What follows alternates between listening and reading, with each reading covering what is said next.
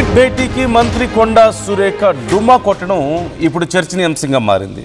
Yadagirigutta board ఏర్పాటు విషయంలో మంత్రి సురేఖ అసంతృప్తిగా ఉన్నట్లుగా ప్రచారం. నిన్న విదేశీ పర్యటన నుంచి వచ్చారు మంత్రి కొండా సురేఖ. విదేశాల నుంచి వచ్చినా కేబినెట్ భేటీకి హాజరు కాలేదు. సురేఖ విదేశీ పర్యటనలో ఉండగా వైటీడీ బోర్డు ప్రకటన జరిగింది. అయితే తనను సంప్రదించకుండా బోర్డు ప్రకటించడంపై కొండా సురేఖ అసంతృప్తిగా ఉన్నట్లుగా ప్రచారం జరుగుతోంది. గతంలోనూ సీఎం రేవంత్పై సురేఖ ఫ్యామిలీ ఆరోపణలు చేయడం మనం చూసాం. ఇప్పటికే సొంత ప్రభుత్వంపై ఇటు రాజగోపాల్ రెడ్డి కూడా అసంతృప్తి వ్యక్తం చేస్తున్నారు. రాజగోపాల్ రెడ్డి కూడా అదే అంటున్నారు, నాకు కనీసం చెప్పలేదు, నన్ను సంప్రదించలేదు, ఇంత సీనియర్ నాయకునై ఉంటే అని చెప్పేసి అంటుంటే, మరోవైపు కొండా సురేఖ కూడా ఇదే విషయంలో అలకబూనారంటూ తెలుస్తోంది. తనకు చెప్పకుండా కనీసం ఇన్ఫర్మేషన్ లేకుండా కమిటీ మెంబర్స్ని యాదగిరిగుట్ట కమిటీని ఏర్పాటు చేయడం అనేది బాగా హర్ట్ చేసినట్లుగా అనిపిస్తుంది. ఈ నేపథ్యంలోనే విదేశాల నుంచి వచ్చినా సరే కేబినెట్ భేటీకి హాజరు కాలేదు అంటూ తెలుస్తుంది.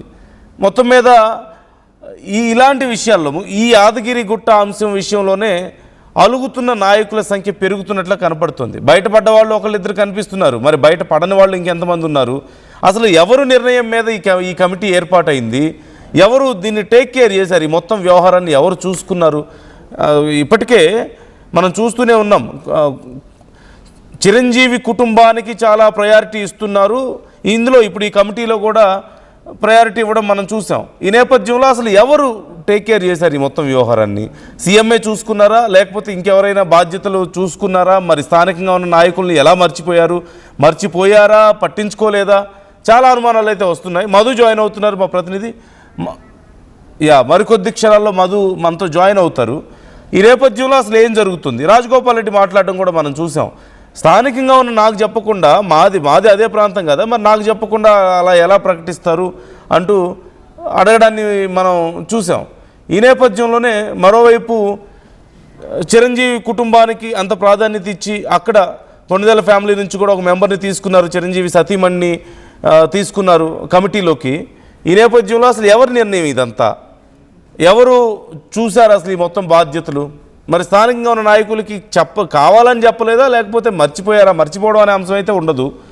లేకపోతే ఇదేమంత పెద్ద విషయంలే, ఇది చూసుకునే వాళ్ళు చూసుకుంటారు కదా, సీఎం చూసుకుంటున్నారు కదా, కాబట్టి చెప్పేదేముందిలే అనుకున్నారా? డీటెయిల్స్ తెలుసుకుందాం. మధు జాయిన్ అవుతున్నారు. మధు, ఇప్పుడు కొండా సురేఖ కూడా ఈ విషయంలో హర్ట్ అయ్యారంటూ కొంత సమాచారం అందుతోంది, అందుకే కేబినెట్ భేటీకి రాలేదంటున్నారు. మరోవైపు రాజగోపాల్ రెడ్డి ఇప్పటికీ హర్ట్ అయ్యారు. బయటపడ్డది ఒకళ్ళిద్దరైనా ఇంకా ఎక్కువ మంది ఉండే అవకాశం ఉందన్న అభిప్రాయాలు కనిపిస్తున్నాయి. ఇంతకీ వీళ్ళందరి ఇన్వాల్వ్మెంట్ విషయానికి వస్తే వీళ్ళని ఇన్వాల్వ్ కావాలనే చేయలేదా, లేకపోతే ఇదేమంత పెద్ద విషయం కాదని చెప్పేసి లైట్ తీసుకున్నారా? ఎలా అర్థం చేసుకోవాలి? నిజంగానే మరొక వివాదానికి కేంద్ర బిందువు అయింది. అది యాదగిరిగుట్ట ట్రస్ట్ బోర్డుకు సంబంధించినటువంటి ఏర్పాటు. దీంట్లో స్థానికేతలను పెట్టారు. స్థానికంగా ఉన్నటువంటి ఎమ్మెల్యేలను సంప్రదించలేదు, కనీసం స్థానిక నాయకత్వాన్ని సంప్రదించలేదు అనేటువంటిది. ఎందుకంటే ఉమ్మడి నల్గొండ జిల్లాలో ఒక సీటు మినహాయించి మొత్తం కూడా కాంగ్రెస్ పార్టీ గెలిచినటువంటి పరిస్థితి. అయినప్పటికీ కూడా అక్కడ వారిని సంప్రదించలేదు, వారిని పరిగణలోకి తీసుకోలేదు అనేటువంటిది. దానిపైన వివాదం రేగుతా ఉంది. ముఖ్యంగా మంత్రి కొండా సురేఖ ఈ అంశానికి సంబంధించిన విషయంలో సీరియస్ అయినట్టుగా తెలుస్తోంది. ఈరోజు రాష్ట్ర కేబినెట్ ప్రారంభమైంది, కేబినెట్ నడుస్తా ఉంది. ఆమె అసహనం వ్యక్తం చేసినట్టుగా తెలుస్తుంది. కేవలం కొండా సురేఖనే కాదు నందు, ఈ అంశంలో కాంగ్రెస్ పార్టీకి సంబంధించినటువంటి సీనియర్ నాయకులంతా కూడా, ఈవెన్ పిసిసి మహేష్ కుమార్ గౌడ్ గారి ఉమ్మడి నల్గొండ జిల్లాకు సంబంధించిన నాయకులు, సీనియర్ నాయకులంతా కూడా అధిష్టానానికి ఫిర్యాదు చేశారనేటువంటిది వార్త వినిపిస్తా ఉంది. తమకు కనీసం తెలియకుండా ఏకపక్షంగా నియామకాలు చేశారు, వాళ్ళని చెప్పలేదు అనేటువంటిది ఢిల్లీలో ఉన్నటువంటి హైకమాండ్ కు ఫిర్యాదు చేసినట్టుగా తెలుస్తా ఉంది. ట్రస్ట్ బోర్డులో వివేక్ వెంకటస్వామిని చేర్చడంతో కూడా విమర్శలు వస్తా ఉన్నాయి. దాంట్లో ఇప్పటికే వివేక్ వెంకటస్వామి మంత్రిగా ఉన్నారు, వివేక్ కొడుకు ఎంపీగా కొనసాగుతున్నారు, ఆల్రెడీ ఎమ్మెల్యేగా వినోద్ ఉన్నారు. ఆయన ఎప్పటికీ కూడా ట్రస్ట్ బోర్డులో ఆయనను పెట్టడం ఎట్లా అనేటువంటి దానిపైన, దాంతోపాటు చిరంజీవి భార్య సురేఖను చేర్చడంతో, కొన్నిదల సురేఖను చేర్చడంతో కూడా ఆంధ్రప్రదేశ్ తో సంబంధం ఉన్నటువంటి ఆమెకు స్థానం కల్పించడం ఏంది, కనీసం ఆమె ఇంతవరకు యాదగిరిగుట్టను సందర్శించారనేటువంటి అంశం కూడా ఎవరికి తెలియదు. ఆమె ట్రస్ట్ బోర్డు మెంబర్ని ఎట్లా చేస్తారు అనేటువంటి దానిపైన సీరియస్ అయినట్టుగా తెలుస్తా ఉంది. దాంతో పాటు బీఆర్ఎస్ సంబంధించినటువంటి ఒక మాజీ ఎంపీ సంబంధించినటువంటి సోదరుడైన సత్యనారాయణ రెడ్డిని ట్రస్ట్ బోర్డు చైర్మన్ గా ఎట్లా నియమించారు అనేటువంటిది కాంగ్రెస్ పార్టీ నాయకులు సీరియస్ అవుతున్నట్టుగా తెలుస్తా ఉంది. మధు, దేవాదాయ శాఖ సురేఖ గారి దగ్గరే ఉంది కదా, కొండా సురేఖ దగ్గరే ఉంది కదా, మరి ఆవిడే అలకపోవడం ఏంటి? అంటే ఆవిడ ఇన్వాల్వ్మెంట్ లేకుండా ఎలా జరుగుతుంది అసలు ఇదంతా?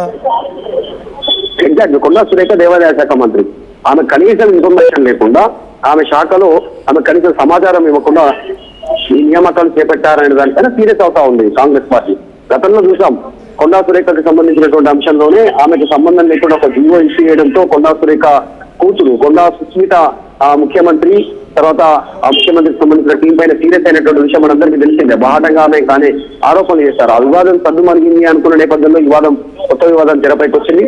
దీన్ని వెంటనే పరిష్కరించాలి, దీన్ని మళ్ళీ రీషఫుల్ చేయాలి, యాదగిరిగుట్ట ట్రస్ట్ కి సంబంధించిన దాంట్లో మెంబర్స్ కానీ తర్వాత చైర్మన్ కానీ మన రీషఫుల్ చేయాల్సిందే, మార్పులు చేర్పులు జరగాల్సిందే అనేటువంటిది పట్టుబడుతున్నట్టుగా తెలుస్తా ఉంది. గత కొంతకాలంగా కొండా సురేఖ సైలెంట్ గా ఉన్నారు, మాట్లాడట్లేదు. సో ఈ అంశంలో సీరియస్ అవుతా ఉన్నారు. నిజంగా కూడా దేవాదాయ శాఖలో ఏదున్నా కనీస సమాచారం ఇవ్వచ్చు, కనీస సమాచారం ఇవ్వలేదు ఆమెకు, ఆమె శాఖకు అనేటువంటి ఆమె అసంతృప్తిగా ఉన్నట్టుగా తెలుస్తా ఉంది, ఆగ్రహంగా ఉన్నట్టుగా తెలుస్తా ఉంది. అంటే ఏం జరుగుతుంది మధు?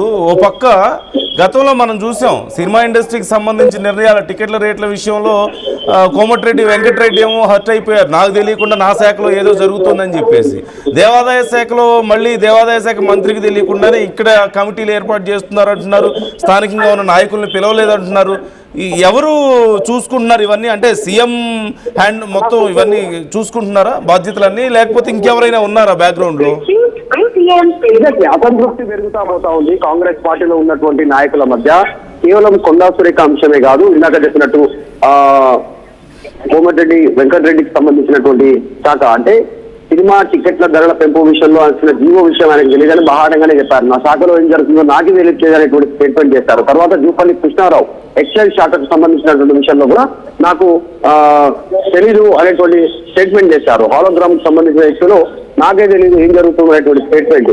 తర్వాత ఇంకా కొంతమంది మంత్రిత్వ శాఖలో మిగతా వాళ్ళు కలగజేసుకుంటున్నారు అనేటువంటి కొండా సురేఖ సంబంధించినటువంటి శాఖలో మరొక మంత్రి వివేక్ సమీక్ష చేశారు. ఆ మంత్రికి సంబంధించినటువంటి శాఖకు సంబంధించిన అధికారులతో అనేటువంటి విమర్శలు వస్తాయి. ఇట్లా ఒక్క శాఖ కాదు, అల్లూరి లక్ష్మణ్ కి సంబంధించినటువంటి శాఖలో కూడా, సంక్షేమ శాఖలో ఆయనకు తెలియకుండానే జీవోలు ఇష్యూ అయ్యాయనేటువంటి వివాదాలు తెరపైకి వస్తా ఉన్నాయి. ఒకటి కాదు, కాంగ్రెస్ పార్టీలో చాలా వివాదాలు. ఇరిగేషన్ శాఖకు సంబంధించినటువంటి రివ్యూ, ఇరిగేషన్ శాఖ మంత్రి ఉత్తమ్ కుమార్ లేకుండానే రివ్యూ చేశారనేటువంటి అసంతృప్తి కాంగ్రెస్ పార్టీ నాయకుల్లో ఉంది. ఒకటిగా టోటల్ గా కాంగ్రెస్ పార్టీలో ఉన్నటువంటి మంత్రివర్గంలో ఉన్న మంత్రులంతా కూడా అసంతృప్తితో ఉన్నారు, తీవ్రమైనటువంటి వ్యతిరేకతతో ఉన్నారు అనేటువంటిది పలుసార్లు వినిపిస్తానని బాహటంగా వాళ్ళు మాట్లాడుతూ ఉన్నారు. కేవలం ఈ శాఖలే కాదు, ఇంకా చాలా శాఖలకు సంబంధించి కూడా వాళ్ళకి కనీస సమాచారం ఉండట్లేదు, నిర్ణయాలు జరిగిపోతున్నాయి, జీవోలు వస్తున్నాయనేటువంటి విమర్శలు ఉన్నాయి. మరి ముఖ్యమంత్రి దీనిపైన నిజంగానే దృష్టి పెట్టాల్సినటువంటి అవసరం ఉందనేటువంటి కాంగ్రెస్ పార్టీ నాయకులు చెప్తా ఉన్నారు. ఇప్పుడు డైరెక్ట్ గా కంప్లైంట్ ఏఐసీసీ అధిష్టానానికి జరిగింది. మంచిగా మాకు వాల్యూ ఇవ్వట్లేదు, మా పరిగణలోకి తీసుకోవట్లేదు, మాకు సమాచారం కూడా ఇవ్వట్లేదు అనేటువంటిది సీరియస్ అవుతా ఉన్నారు. మంత్రి కొండా సురేఖ కాస్త ఆమె డేరింగ్ డాష్ గా అంటే కాస్త డేరింగ్ పర్సన్ అంటే ఆమె మొదటి నుంచి కూడా ఆమె ఏ నిర్ణయం ప్రకటించినా బాహటంగా చెప్తారు. ఈ విషయంలో కూడా ఆమె అసంతృప్తి వ్యక్తం చేస్తారు ఈ రోజు కేబినెట్ సందర్భంగా అనేటువంటిది వినిపిస్తా ఉంది. చూడాలి దీనిపైన కాంగ్రెస్ పార్టీ ఎట్లా దృష్టి పెడుతుందో. Yeah right, thank you Madhu, thanks for the details. మొత్తం మీద చాలా ఇంట్రెస్టింగ్ ఇన్సిడెంట్స్ మనం చూస్తున్నాం, చాలా ఇంట్రెస్టింగ్ అప్డేట్స్ మనకు కనిపిస్తున్నాయి ఈ విషయంలో. ఓవైపు కొండా సురేఖ తన ఇన్వాల్వ్మెంట్ లేకుండా ఈ యాదగిరిగుట్ట విషయంలో నిర్ణయాలు జరిగాయి అన్న అభిప్రాయంతో ఉన్నట్లుగా తెలుస్తుంది. ఇంకా పూర్తి స్థాయిలో కొండా సురేఖ రెస్పాండ్ అవ్వాల్సి ఉంది, అందుకే కేబినెట్ భేటీకి రాలేదు అనేటువంటి కొన్ని ఊహాగానాలు. మరోవైపు గతంలో మనం చూసాం కోమటిరెడ్డి వెంకటరెడ్డి అసలు సినిమాటోగ్రఫీ శాఖలో ఏం జరుగుతుందో నాకే తెలియదు, నాకు తెలియకుండా జీవోలు వచ్చేస్తున్నాయి నైట్కి నైట్ అని చెప్పారు. ఇంతకుముందు మధు చెప్పినట్లుగా మరికొన్ని ఇన్సిడెంట్స్ కూడా చూసాం అలాంటివి. సో అసలు ఏం జరుగుతుంది తెలంగాణ గవర్నమెంట్లో? మొత్తం సీఎం చూసుకుంటున్నారా, సీఎం నిర్ణయాల ఇవన్నీ, లేకపోతే ఇంకెవరైనా అటు సీఎంకి ఇటు మంత్రులకి మధ్యలో ఇంకెవరైనా ఒక అతీత శక్తి ఉందా అనేది చాలా రోజుల నుంచి ఉన్నటువంటి ఒక ప్రశ్న. సో మీకేమనిపిస్తుంది ఈ పరిణామాలు చూస్తుంటే? సొంత ఆ శాఖలు టేక్ కేర్ చేస్తున్నటువంటి మంత్రులకే తెలియకుండా నిర్ణయాలు జరిగితే ఇక ఆ మంత్రులకి ఏం ప్రాధాన్యత ఉన్నట్లు? ఒకవేళ సీఎం చేసినా కానీ ఖచ్చితంగా మంత్రుల ఇన్వాల్వ్మెంట్ అయితే అందులో ఉంటుంది. ఒకవేళ పూర్తి స్థాయిలో నిర్ణయాలు సీఎం తీసుకున్నా అట్లీస్ట్ మంత్రులకు చెప్తారు ఇదిగో ఇలా చేస్తున్నానని చెప్పేసి. అలా కాకుండా ఇంకెవరైనా థర్డ్ పర్సన్ ఉన్నారా, థర్డ్ పవర్ ఏదైనా ఉందా ఇక్కడ తెలంగాణ ప్రభుత్వంలో? వాళ్ళు ఏదైనా చూడడం వల్లే, వాళ్ళ నిర్ణయాల వల్లే ఇలాంటివి ఏవైనా జరుగుతున్నాయా? మీకేమనిపిస్తుంది? మీ అభిప్రాయాలను కూడా కామెంట్ చేసే ప్రయత్నం చేయండి.